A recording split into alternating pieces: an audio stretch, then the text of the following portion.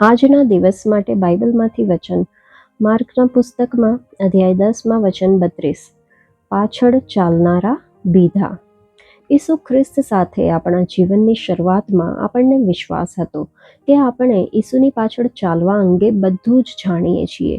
તેના માટે સઘળું ત્યાગ કરવું અને પ્રેમમાં ભયભીત ન થતા પોતાને તેની આગળ નાખી દેવામાં કેટલો આનંદ હતો.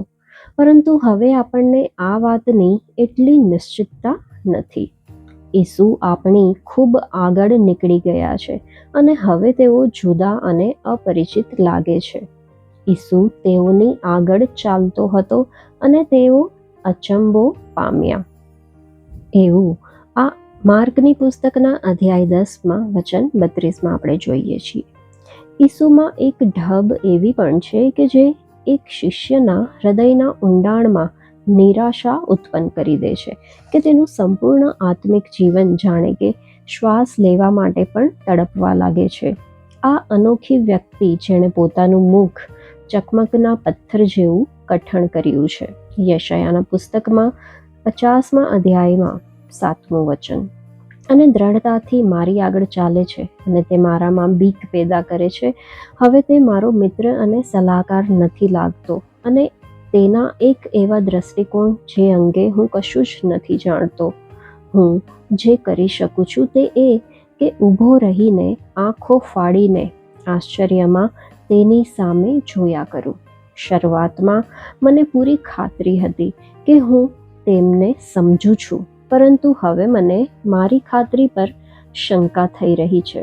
મને સમજ પડવા લાગી છે કે ઈસુ અને મારી વચ્ચે અંતર થઈ ગયું છે અને હું તેની સાથે ઘનિષ્ઠ નથી થઈ શકતો. મને ખબર નથી કે તે ક્યાં જઈ રહ્યા છે અને હવે લક્ષ્ય વિચિત્ર રીતે દૂર લાગે છે. ઈસુ ખ્રિસ્તને એ બધા જ પાપ અને દુઃખને સમજવા હતા કે જેનો અનુભવ માણસ કરી શકે છે, અને એ જ વાત તેમને અપરિચિત બનાવે છે. જ્યારે આપણે તેમના આ દ્રષ્ટિકોણને જોઈએ છીએ ત્યારે આપણને સમજ પડે છે કે આપણે ખરેખર તેમને નથી ઓળખતા. આપણે તેમના જીવનની એક પણ વિશેષતાને ઓળખતા નથી અને આપણને ખબર નથી તેમની પાછળ ચાલવાનું કેવી રીતે શરૂ કરીએ. તે આપણાથી ઘણા આગળ છે, એક એવા આગેવાન જે આપણને બિલકુલ અપરિચિત લાગે છે અને તેમની સાથે આપણને કોઈ જ મિત્રતા નથી. ભયભીત થવાની શિસ્ત એક મહત્વપૂર્ણ પાઠ છે જે એક શિષ્યએ શીખવાની જરૂર છે.